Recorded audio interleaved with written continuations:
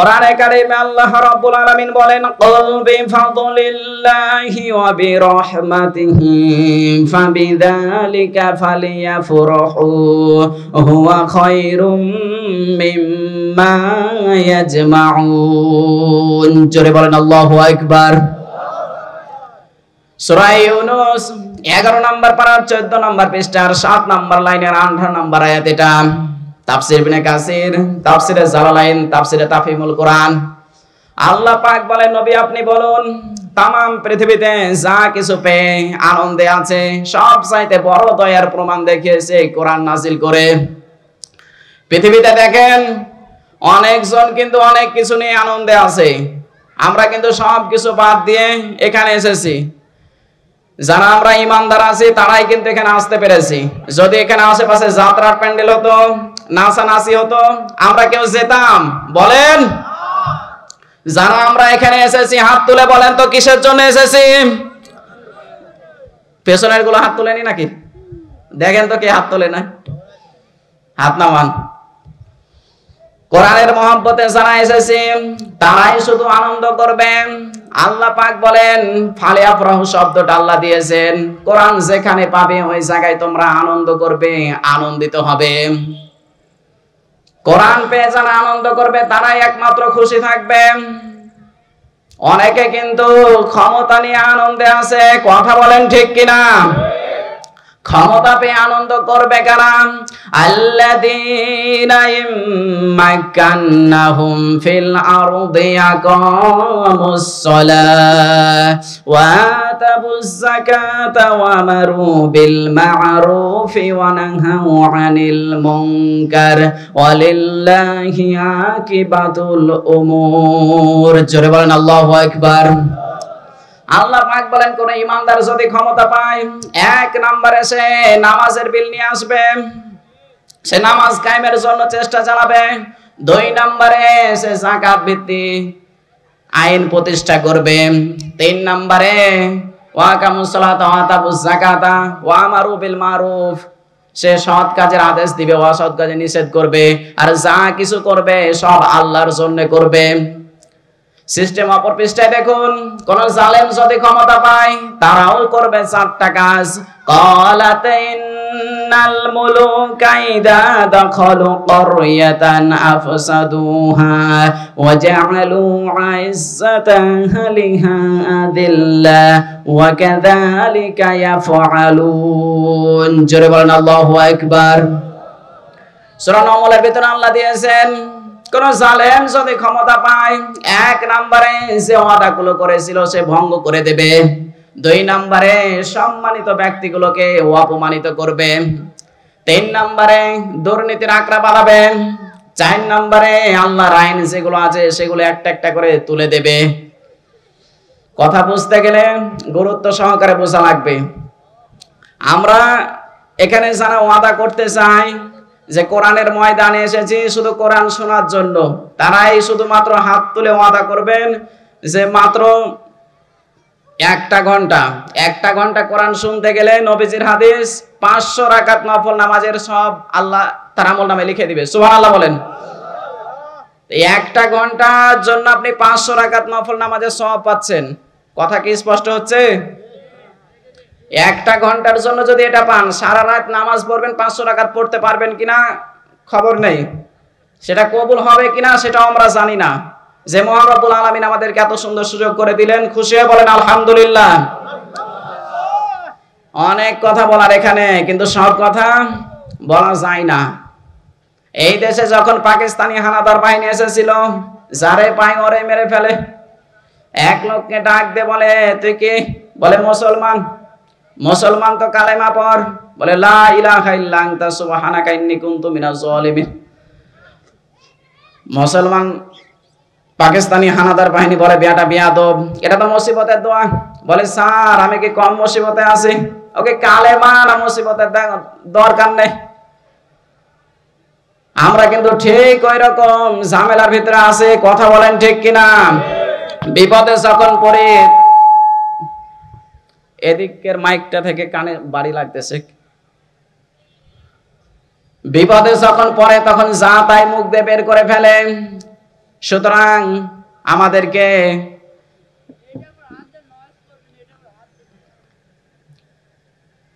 আমাদেরকে সঠিকভাবে চলার জন্য যেটা কোরআনে আছে সেটাই আমাদেরকে বলা লাগবে।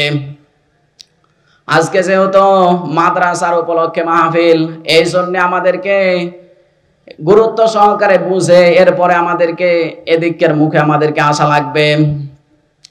সুতরাং আমরা শুনতে যেহেতু এসেছি কোরআনে কারীম, এই জন্য আমরা মনোযোগ সহকারে শোনার চেষ্টা করবো ইনশাআল্লাহ।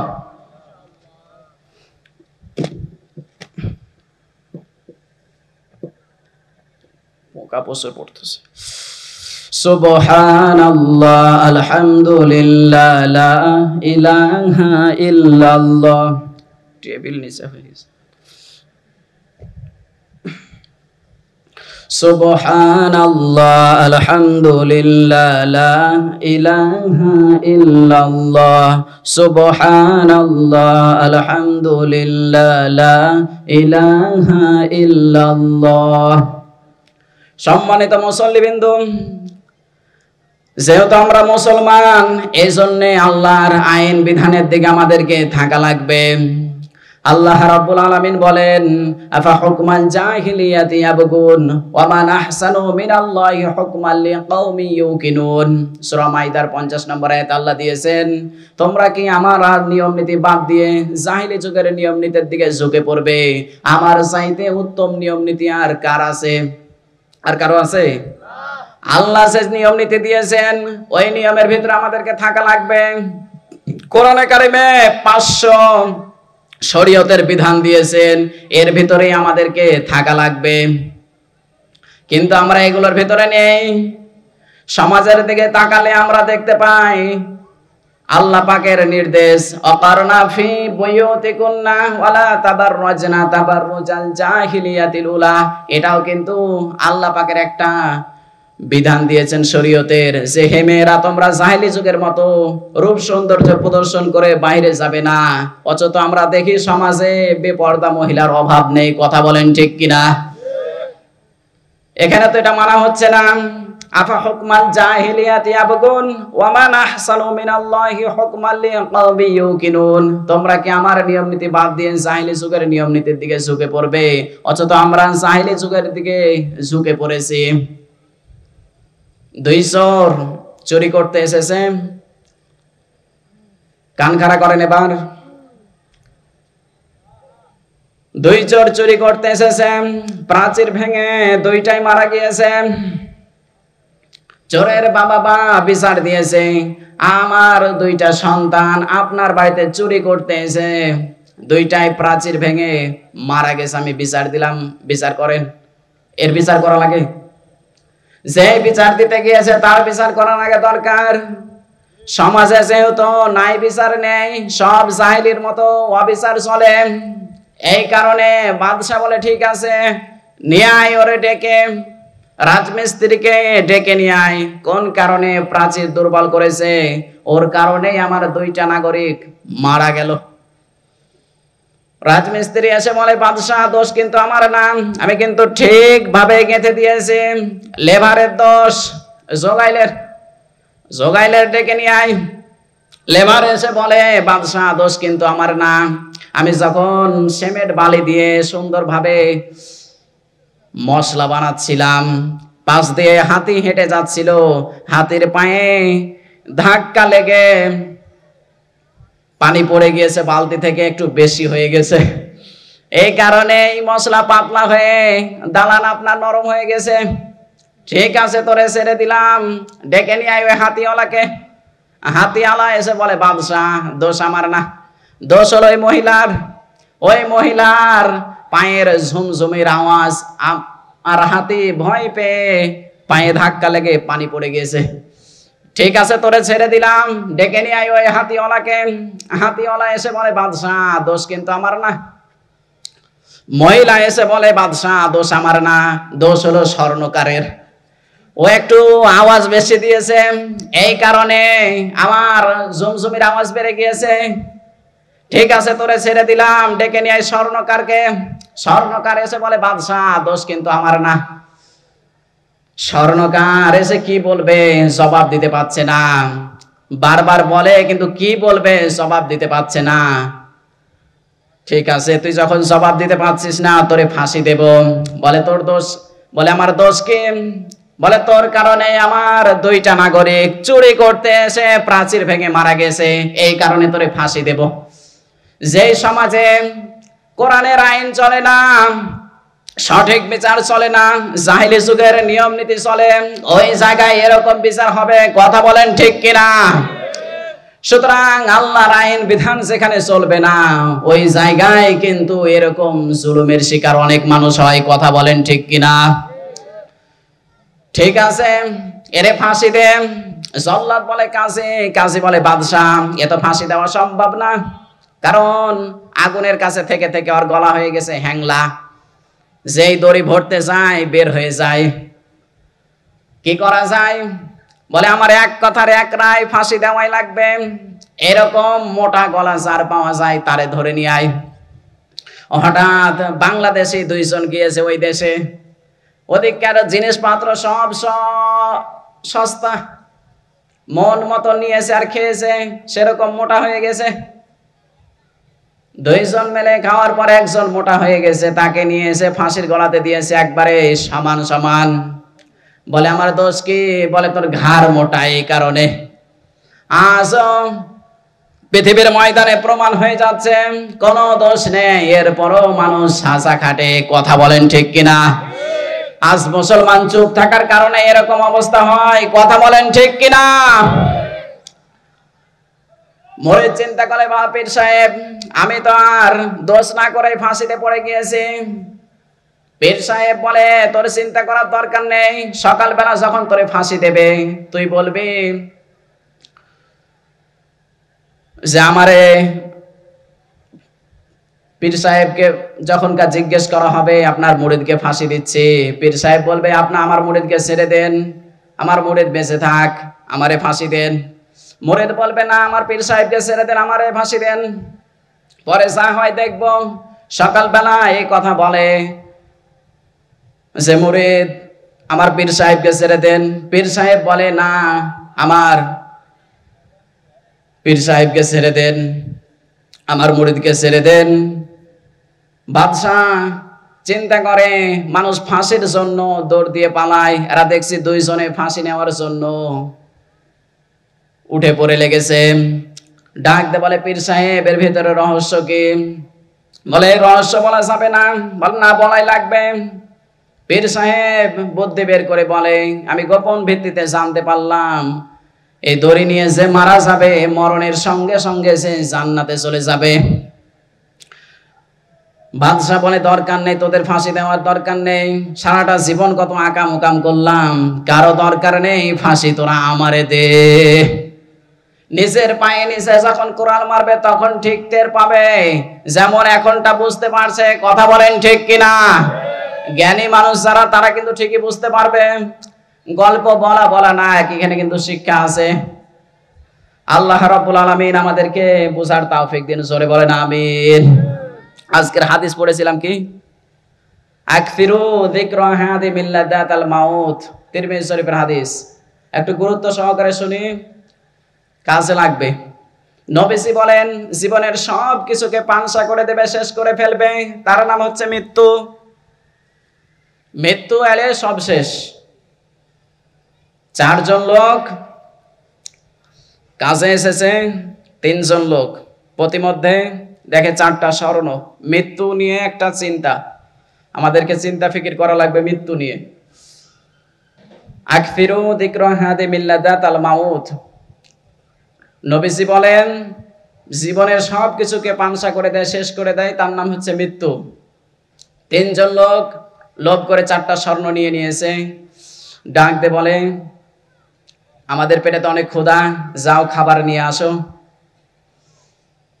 খাবার আনতে গিয়েছে, ও চিন্তা করছে এর দুজনকে যদি আমি বিষ মাখিয়ে খাবার খাইয়ে দিতে পারি তাহলে চারটা স্বর্ণের মালিক আমি হয়ে যাব। এরা দুইজন চিন্তা করছে ও বাজার থেকে আসার পর ও যখন খাবার নিয়ে আসবে তাকে মেরে ফেলে দেব আমরা, তাহলে চারটা স্বর্ণ দুইটা করে আমরা মালিক হয়ে যাব। এই কিন্তু বিষ মাখিয়ে নিয়ে এসেছে খাবার। এরা দুইজন প্ল্যান মোতাবেক তাকে মেরে ফেলেছে। এরা চিন্তা করতেছে আমাদের পেটে যখন ক্ষুধা, এই যে খাবার নিয়ে এসেছে আমরা খাবার খেয়ে ফেলি। এরা বিষ মাখা খাবার খেয়ে দুটাও শেষ। 3টা লাশ পড়ে আছে আর এদিকে 4টা স্বর্ণ পড়ে আছে। দুনিয়ার অবস্থা কিন্তু ঠিক এইরকম। বাল তুসিরুনাল হায়াতাদ দুনিয়া ওয়াল আখিরাতু খায়রু ওয়া আবকা। এই দুনিয়া হচ্ছে খেল তামাশা ছাড়া কিছু না। ওই দুনিয়াই হচ্ছে সব চাইতে আসল। কোরআনে কারিমের আয়াত আমরা পড়েছি আল্লাযীনা আমানু, যারা ঈমান আনবে, ওয়া কানু ইয়াত্তাকুন, এই যারা উঠাউঠি করবে তারা কিন্তু শয়তানের ধারে কাছে পড়ে যাবেন। এখানে 30 মিনিট বসে থাকতে পাচ্ছেন না, আর একটা টেলিভিশনের পাশে ঘন্টার পর ঘন্টা বসে থাকে মানুষ। কথা বুঝতে গেলে তো গুরুত্ব দিয়ে বোঝা লাগবে। অনেক দূর থেকে আসা, ক্লান্ত শরীরে, গরমের দিন হচ্ছে না, কিন্তু গুরুত্ব দিয়ে শুনলে তো আমরা কিছুটা বুঝতে পারি নাকি? আল্লাযীনা আমানু ওয়া কানু ইয়াত্তাকুন, যারা ঈমান আনবে আর তাকওয়া অর্জন করবে। আল্লাহ পাক বলেন যারা তাকওয়া অর্জন করবে এদেরকে আমি আল্লাহ 9টা পুরস্কার দেব। যারা তাকওয়া অর্জন করবে মহান আল্লাহ পাক তাদেরকে, টেবিল নিচে হতে সমস্যা।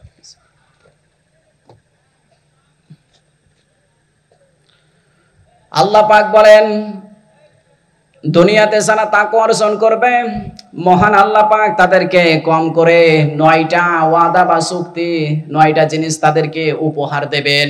জোরে বলেন কয়টা? জোরে বলেন কয়টা?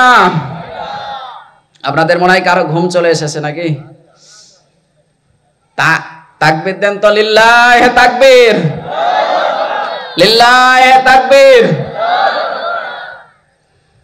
যারা তাকওয়া অর্জন করবে মহান আল্লাহ পাক কম করে 9টা চুক্তি বা ওয়াদা করবে।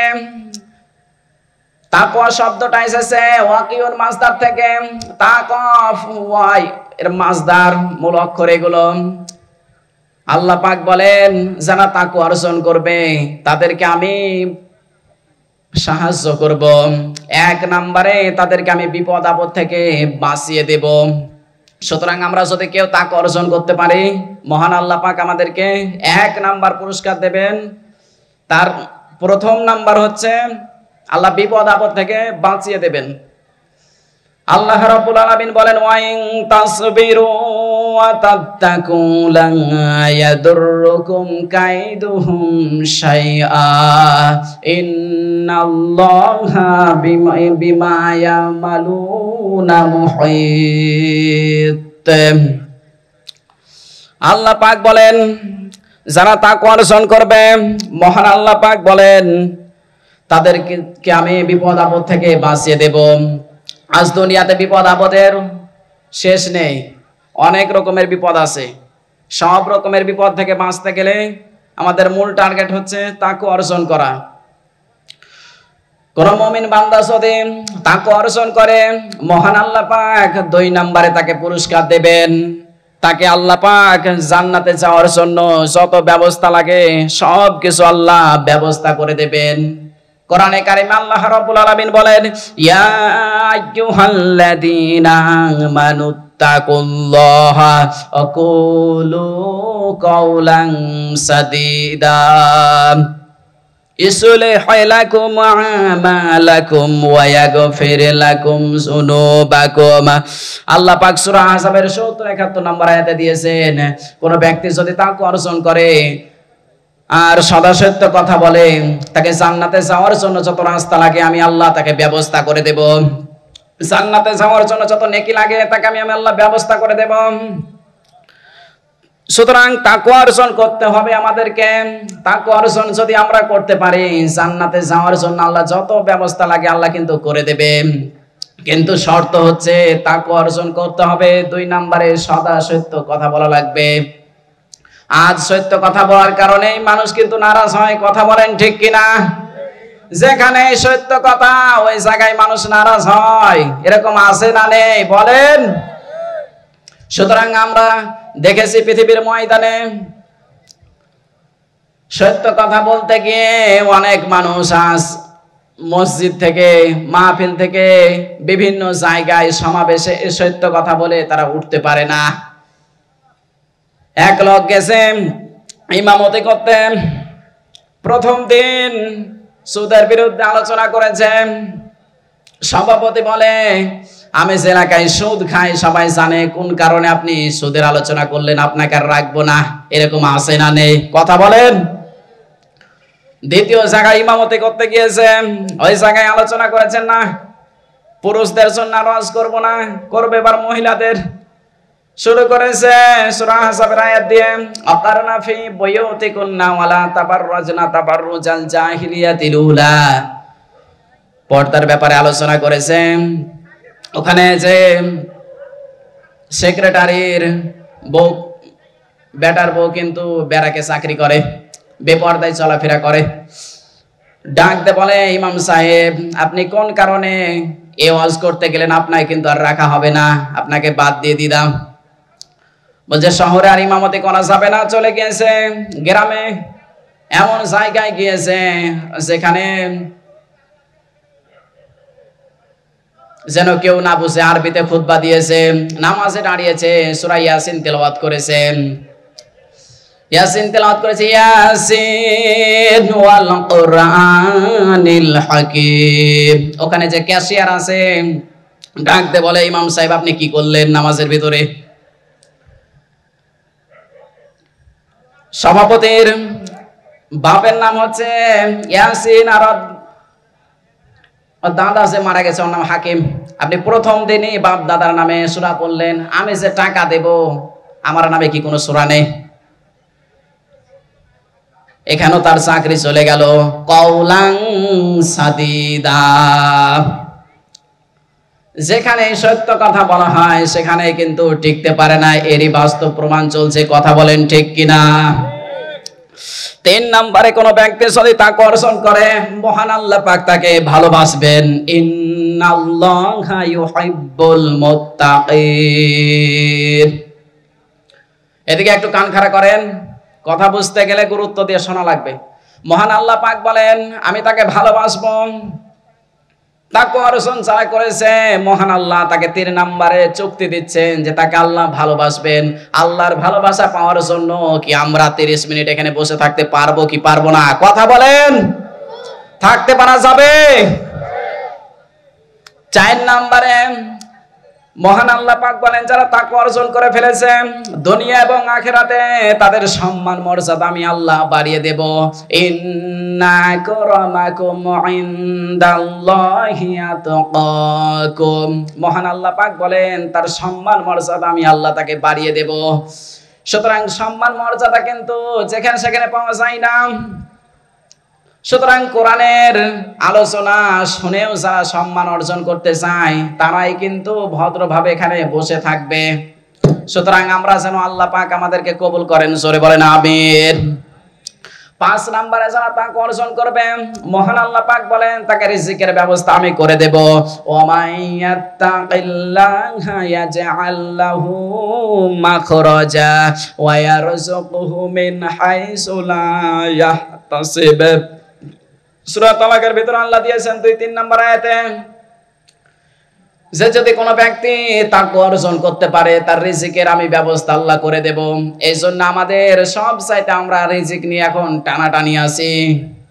অনেকে কিন্তু রিজিক নিয়ে আমরা টানাটানি আছি যে আমাদের চাকরি হয় না কেন, এই হয় না সেই হয় না কেন। সুতরাং আল্লাহর কাছে সাহায্য চাইতে হবে, আমাদেরকে তাকওয়া অর্জন করতে হবে। মহান আল্লাহ পাক এমন জায়গা থেকে ব্যবস্থা করে দেবেন যাতে করে আমরা সেরকম সুউচ্চ পর্যায়ে যেতে পারি। বাস্তব ঘটনা, নবীজির সাহাবী হযরতে ওমর রাদিয়াল্লাহু তাআলা আনহুর দিকে তাকান। হযরতে ওমর রাদিয়াল্লাহু তাআলা আনহু রাতের বেলায় 3 থেকে 5টি ভালো কাজ না করে কোনোদিন তিনি ঘুমান নাই। আর আমাদেরকে প্রতিদিন 3 থেকে 5টি খারাপ কাজ করে আমরা ঘুমাই। কথা বলেন ঠিক কিনা? সুতরাং আমাদেরকে হযরত ওমরকে অনুসরণ করা লাগবে যেন প্রতিদিন আমরা কিছু না কিছু ভালো কাজ করে রাত্রে বেলা ঘুমাতে পারি। হযরতে ওমর গেলেন দেখতে কারা খেয়ে আছে না খেয়ে আছে, দেখতে গেলেন, দেখে একটা বাড়িতে আওয়াজ আসতেছে। তার মা ডাকতে বলে বেটি দুধে পানি মিশিয়ে দে। মেয়ে ডাকতে বলে মা তুমি কি বলো? আল্লাহ পাকের আদেশ, ওয়ালা তাকতুমুল হাক্কা ওয়া আনতুম তা'লামুন। আল্লাহ পাক বলেন জেনে শুনে তোমরা হককে বাতিলের সঙ্গে মিশ্রণ করো না। মেয়ে ডাক দে বলে, মা তুমি কেমন মা, আমাকে আদেশ করো। যদি হযরতে ওমর জানতে পারে আমাদের কিন্তু বাঁচিয়ে রাখবে না। মা ডাক দিয়ে বলে, এখানে কিন্তু ওমর নেই, ওমরের কেউ নেই। বলে মেয়ে ডাক দিয়ে বলে, মা ওমর নেই, ওমরের সাঙ্গ পাঙ্গ কেউ নেই, কিন্তু মহান আল্লাহ পাক কিন্তু আমাদেরকে দেখতেছেন। ইয়ালামু খায়নাতাল আয়ুনি ওয়া মা ফিস সুদূর। আল্লাহ পাক বলেন তোমার অন্তরে কি কামনা বাসনা হয় ওটি আমি আল্লাহ আগে থেকে জেনে ফেলি। সুতরাং এই ভয় যদি আমাদের ভিতরে নিয়ে আসতে পারি তাহলেই কিন্তু এই সুফল পাওয়া যাবে। হযরতে ওমর এই কথা শোনার পরে কস দিয়ে চলে গেলেন। এসে দেখেন ডাক দিয়ে বলে, আব্দুল্লাহ তোমার জন্য একটা ভালো পাত্রী পেয়েছি, তুমি কি রাজি আছো? বলে হ্যাঁ। এখন যদি কোনো বাবা মা বলে যে সন্তান তোর জন্য একটা ভালো মেয়ে দেখেছি, ছেলে বলবে যে আমার আগে থেকে দেখা আছে, এরকম সন্তান সমাজে আছে না নেই? কথা বলেন। হযরতে ওমর যেই বলেছে সন্তান রাজি হয়ে গেছে, সাঙ্গপাঙ্গ যারা আছে পাহারাদার তাদেরকে বলে ওই মেয়ে বাড়িতে একটা মেয়ে আছে নিয়ে আসো। নিয়ে এসেছে বিয়ে দেওয়ার জন্য। তার মাকে ডাক দিয়ে বলে, এই বুড়ি তোর মেয়ের সঙ্গে যে আমি দেশের প্রেসিডেন্ট তোর মতন একটা গোয়ালিনীর মেয়ের সঙ্গে আমি বিয়ে দিচ্ছি, কেন বিয়ে দিচ্ছি একটা বারো কি লক্ষ্য করলি না? বলে আমার লক্ষ্য করার দরকার নেই, এটা আমার কপাল। বলে তোর কপাল দেখছি, রাতের বেলা দুধে পানি দিতে পিরাপিরি করছিলি কেন? বলে আপনি জানলেন কেন? কেন করে? বলে আমি প্রতিদিন রাত্রে বেলা আমি গিয়ে পাহারা দেখে আসি সবার, প্রতিদিন ভালো কাজ করার চেষ্টা করি। আপনি কি খেয়াল করেছেন কথাটার দিকে? হযরতে ওমর প্রতিদিন 3 থেকে 5টা ভালো কাজ প্রতি রাত্রে করে আসতেন, যেখানে মানুষ শুধুমাত্র তাকওয়া অর্জন করেছে এই জন্য গোয়ালিনী দুধ বিক্রি করে সেই থেকে প্রেসিডেন্টের জামাই হয়ে গেছে। আর আমরা যেখানকার মানুষ ওখানেই পড়ে আছি, কারণ আমাদের তাকওয়া হয়নি এখনো। কথা বলেন ঠিক? আমরা নামাজের পরে আয়াতুল কুরসি যদি পড়ি তাহলে কিন্তু একটা জিনিস পাওয়া যায়, কি সেটা? জান্নাত। নাম কি? নামাজের পরে প্রতিনিয়ত যদি কেউ আয়াতুল কুরসি পড়ে তাহলে কি পাবে? জান্নাত পেয়ে যাবে। নবীজির হাদিস, বুখারী শরীফের হাদিস, মিথ্যা হবে? নবীজি বলেন যে আয়াতুল কুরসি নামাজের পরে পড়েছে সে জান্নাতে চলে গিয়েছে। মাজির সিগা, জান্নাতে চলে গিয়েছে। যায় না কেন? সে মরে না, সে মরলেই সে জান্নাতে চলে যাবে। জোরে বলেন সুবহানাল্লাহ।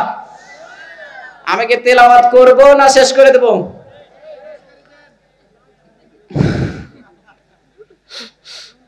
আয়াতুল কুরসির ভিতরে যে ফজিলত আছে এটা অন্তত আমরা জেনে বাড়ি যাওয়ার চেষ্টা করি, অন্তত একটু মেসেজ নিয়ে বাড়ি যাওয়ার চেষ্টা করি আমরা।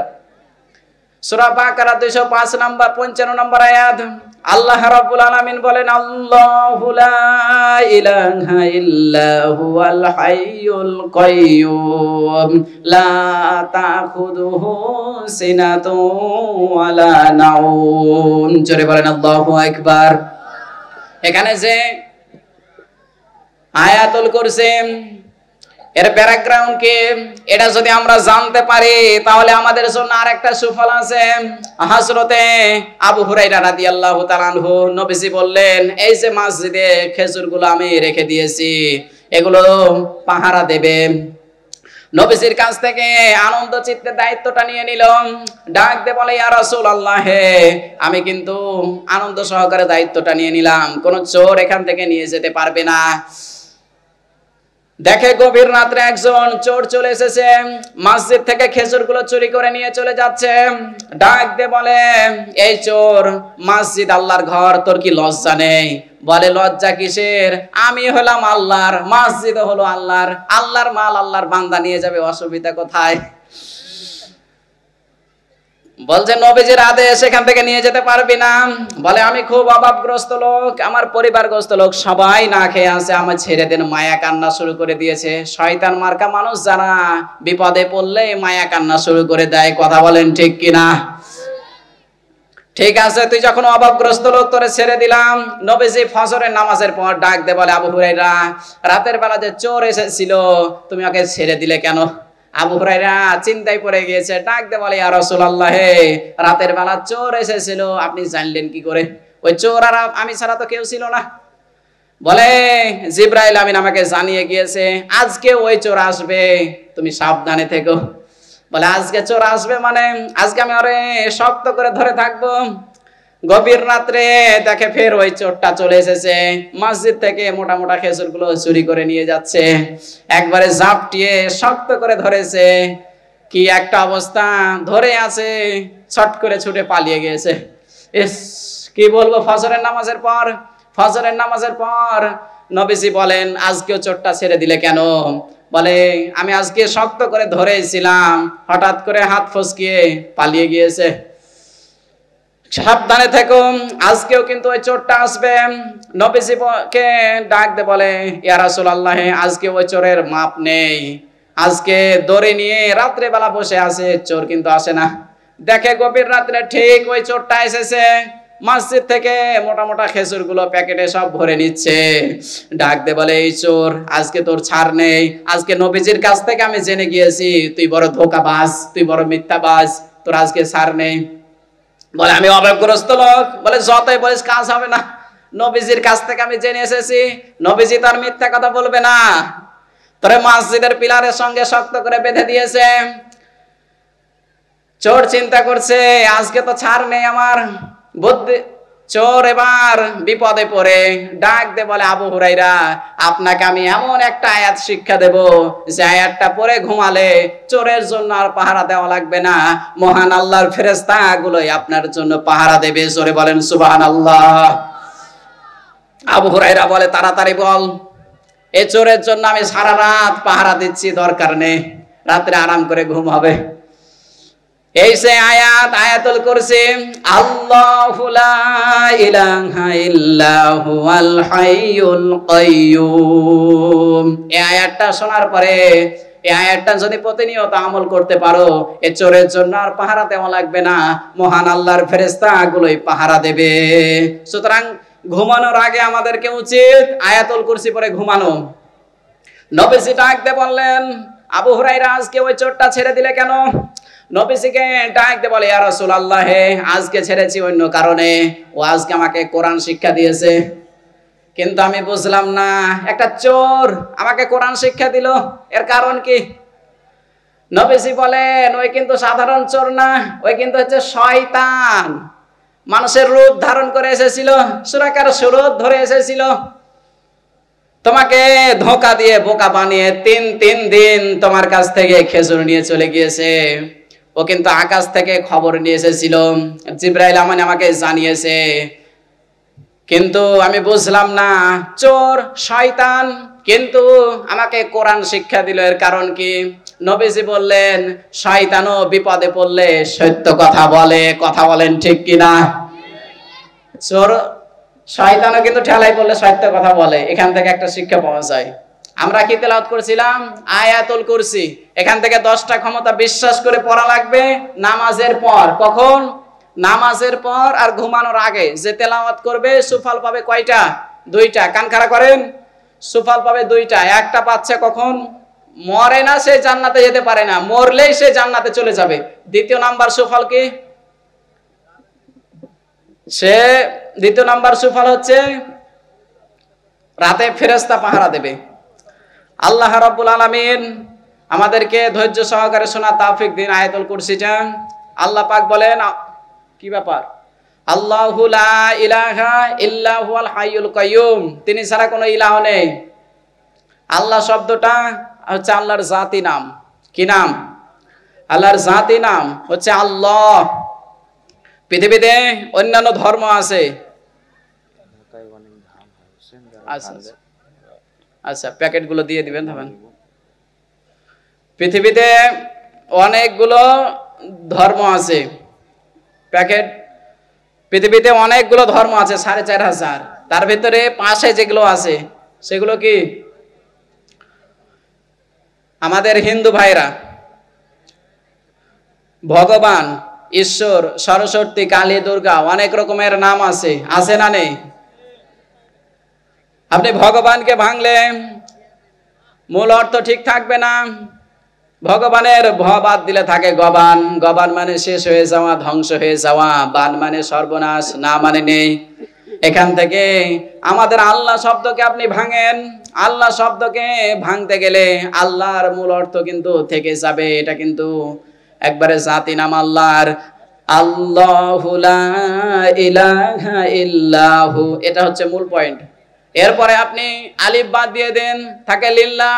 লিল্লাহ দিয়েও কিন্তু কোরআনে কারিমে আল্লাহর পরিচয় তুলে ধরা হয়েছে, লিল্লাহি মা ফিস সামাওয়াতি ওয়া মা ফিল আরদ। আসমান এবং জমিনের মালিক হলেন আল্লাহ, এখানেও কিন্তু আল্লাহ পরিচয় তুলে ধরেছেন। এরপরে আপনি বাদ দিয়ে দেন, লাম বাদ দিয়ে দেন, থাকে লাহু। লাহু দিয়েও কিন্তু কোরআনে কারিমে আল্লাহর পরিচয় তুলে ধরা হয়েছে, লাহু মা ফিস সামাওয়াতি ওয়া মা ফিল আরদ। এরপরে আপনি আরেকটা লাম বাদ দিয়ে দেন, থাকে হু। হু দিয়েও কোরআনে কারিমে আল্লাহর পরিচয় তুলে ধরা হয়েছে, হু আল্লাহুল্লাযী লা ইলাহা ইল্লাহু। চিৎকার মেরে বলেন সুবহানাল্লাহ। আপনারা এতগুলো মানুষ মিলে হচ্ছে না, যত জোরে বলবেন আশেপাশে যারা আছে এরাও কিন্তু তার জন্য দোয়া করে। কার জন্য? পৃথিবীর শ্রেষ্ঠ মাখলুক হচ্ছে মানুষ, তার জন্যই যদি দোয়া করে আশেপাশের পশু প্রাণী যারা আছে। নবীজির হাদিস মিথ্যা হবে? হার্টের অসুখ থাকলে ভালো হয়ে যাওয়ার সম্ভাবনা আছে। খুশি হয়ে বলেন তো সুবহানাল্লাহ, লিল্লাহি তাকবীর। আয়াতুল কুরসির শেষ পয়েন্টে 1 মিনিট আমরা ধৈর্য ধারণ করি। আল্লাহু লা ইলাহা ইল্লাহু, তিনি ছাড়া কোনো ইলাহ নেই।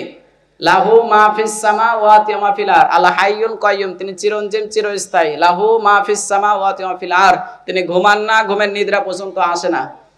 মান যাল্লাযী ইয়াশফাউ ইনদাহু, আয়াতুল কুরসির শেষ পর্যায়ে, মান যাল্লাযী ইয়াশফাউ ইনদাহু ইল্লা বিইذনি, তিনি ছাড়া কেউ নেই অনুমতি দেওয়ার কিয়ামতের দিন। লাহু মা ফিস সামাওয়াতি ওয়া ফিল আরদ মান যাল্লাযী ইয়াশফাউ ইনদাহু ইল্লা বিইذনি, মান যাল্লাযী ইয়াশফাউ ইনদাহু ইল্লা বিইذনি, তিনি ছাড়া কেউ নেই সুপারিশ করার, অনুমতি দেওয়ার।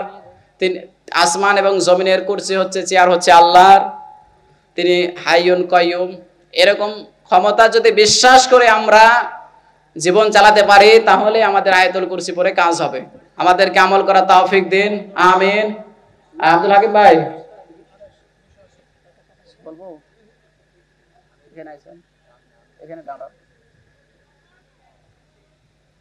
ওখানে লিখবেন।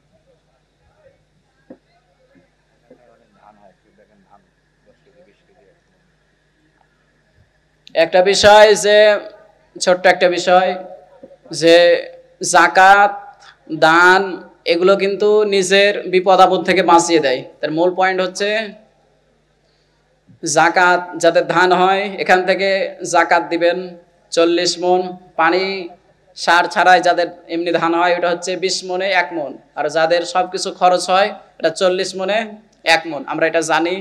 যাদের এরকম ধান হয়ে গেছে 1 মণ করে আমরা মাদ্রাসায় দেওয়ার চেষ্টা করি।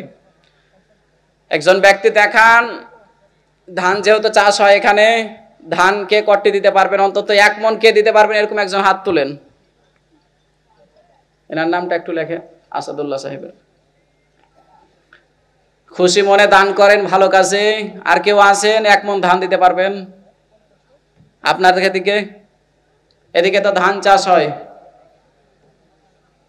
চেষ্টা করেন 1 মণ ধান মাদ্রাসায় দেওয়ার জন্য। আল্লাহ বরকত দান করবে মাদ্রাসায়। মিনাল খাসিরিন। সবাই চুপ করে আমরা দোয়া করি যাতে করে আল্লাহর রহমত আমাদের উপরে নাজিল হয়। রব্বুল আলামিন, তোমার কোরআন শোনার জন্য এতক্ষণ পর্যন্ত যারা বসে আছে, মেহেরবানি করে তাদেরকে তুমি কবুল করে নাও। যারা খাস করে নিয়ত করেছে কোরআনের মাহফিল থেকে কিছু নেওয়ার জন্য, আল্লাহ তাদেরকে তুমি কবুল করে নাও। সব যদি কিছু দিয়েই থাকো আল্লাহ, নবীজির রওজায় পাঠিয়ে কোটি কোটি গুণে তুমি বাড়িয়ে দাও। নবীজির সুপারিশ পাওয়া যায় সেরকম কাজ করে আমরা যেন যেতে পারি, তা তৌফিক দান করে দাও। দুনিয়াতে ভালো ভালো কাজ করে যাওয়ার তুমি তৌফিক দান করে দাও। রব্বুল আলামিন কোরআনে কারিমের আয়াত আল্লাহ তুমি দিয়েছো, রব্বানা আতিনা ফিদ দুনিয়া হাসানাতাও ওয়া ফিল আখিরাতি হাসানাতাও ওয়া কিনা আযাবান নার। এই আয়াতের ভিতরে আল্লাহ সব কিছু তুমি লুকিয়ে রেখেছো, দুনিয়া আখিরাত জাহান্নাম থেকে বাঁচার জন্য যা লাগে আল্লাহ সব এই আয়াতের ভিতরে আল্লাহ তুমি দিয়েছো। মেহেরবানি করে তুমি আমাদেরকে সেগুলো উপহার দান করো। পর্দার আড়ালে মা বোন যারা আছেন তাদেরকে তুমি কবুল করে নাও। নবীজির হাদিস, 4টা কাজ করতে পারলে তারা জান্নাতের মালিক হয়ে যাবে।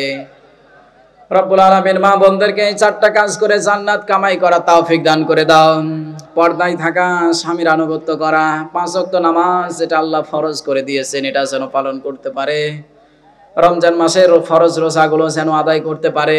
এই 4টা কাজ যে মহিলা করতে পারবে নবীজির হাদিস অনুযায়ী সে জান্নাতে চলে যাবে। রব্বুল আলামিন তাদেরকে তুমি এই 4টা কাজ করে জান্নাত পাওয়ার তুমি তৌফিক দান করে দাও। সামনে যারা আছেন, বড় ভাই ছোট ভাই যারা আছেন তাদেরকে তুমি কবুল করে নাও। এই মাহফিলে যারা শ্রম দিয়ে চেষ্টা করে আয়োজনটা করেছে তাদেরকে তুমি কবুল করে নাও।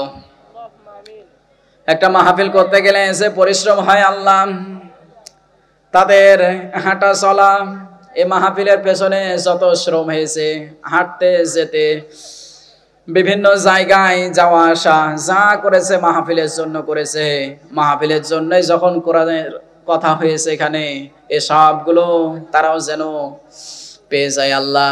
কবরে যারা চলে গিয়েছে তাদেরকে তুমি মাফ করে দাও। ভালো কাজ করে তাদেরকে দুনিয়া থেকে যাওয়ার তুমি তৌফিক দান করে দাও। যুবক যারা আছে, যুবক ভাইদেরকে তুমি ইসলামের জন্য তুমি কবুল করে নাও। তারাও যেন ইসলামের জন্য সঠিক কাজগুলো করে দুনিয়া থেকে যেতে পারে তার তৌফিক দান করে দাও। দুনিয়াতে যেও ভালো এবং অন্যায় দুটাই কাজ চলে, অন্যায়গুলো পরিত্যাগ করে ভালো কাজের দিকে ধাবিত হতে পারে তার তৌফিক দান করে দাও। মেহেরবানি করে তুমি সবাইকে তুমি কবুল করে নাও। দুনিয়াতে যারা বাবা মা হারিয়ে ফেলেছে তাদের বাবা মাকে তুমি জান্নাত দান করে দাও। কবরকে তুমি জান্নাতের সঙ্গে একটা লাইন তুমি তৈরি করে দাও, যাতে জান্নাতের হাওয়াগুলো কবর পর্যন্ত পৌঁছে যায়। রব্বুল আলামিন কান্না মাখায় যারা দোয়া করে আল্লাহ, নবীজির হাদিস আল্লাহ চোখ থেকে পানি পড়লে আল্লাহ তুমি সাথে সাথে কবুল করে নাও। রব্বুল আলামিন যে যেভাবে চেষ্টা করছে আল্লাহ, তাদের বাবা মার জন্য দান সদকা করেছে, সন্তানের জন্য কিছু ওসিয়ত, সন্তানের জন্য যারা দান করার চেষ্টা করেছে যাতে তার সন্তানটা ভবিষ্যতে ভালো হয়, যাদের বাবা মা হারিয়েছে ওসিলায় যারা দান করেছে তাদের বাবা মাকে তুমি জান্নাত দান করে দাও। মেহেরবানি করে সকলকে তুমি কবুল করে দাও। মরণ যখন আসবে তোমার ওই পবিত্র কালেমাটা আমাদের এই মুখে তুমি জারি করে দিও, লা ইলাহা ইল্লাল্লাহু মুহাম্মাদুর রাসূলুল্লাহ সাল্লাল্লাহু আলাইহি ওয়াসাল্লাম।